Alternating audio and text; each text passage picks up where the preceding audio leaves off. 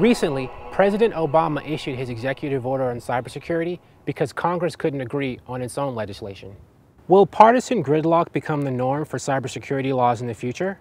We asked experts at this year's RSA conference for their take. Well, I mean, for the most part, political gridlock is the nature of the business in DC these days. I mean, I don't think it has anything to do with cybersecurity. It has everything to do with politics. And really, what I would like to see is I would like to see the gridlock be put aside for the good of the American people, whether or not it has to do with security or any other topic that the government is required to respond to and deal with. So I think a lot of it is just regular politics, right? Where every time there's a need for change, there's always opposition. But why do political parties disagree in the first place?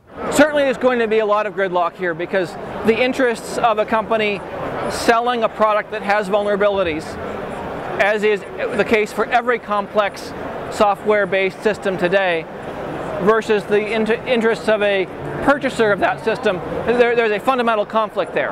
And so you're going to have lobbyists on both sides who are going to be creating gridlock.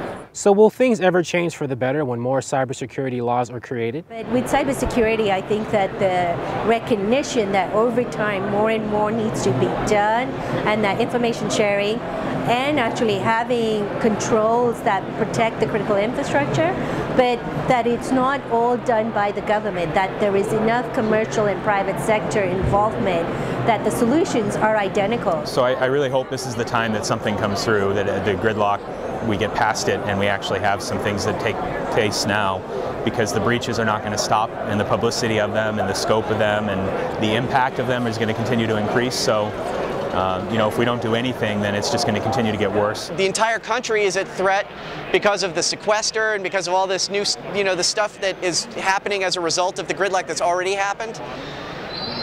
I would like to see Congress and the President put aside their differences and really work together, at least on this one issue, for the good of everybody. But even when laws are passed, will they be enough to solve issues completely? Congress can neither, cannot eliminate sickness or crime or computer security bugs, so anything that gets done is going to be of somewhat limited value. Makes it it's going to be a fairly slow, tedious process to really have any changes there coming at a congressional level. For more opinions from cybersecurity pros, check out our RSA conference series on govtech.com.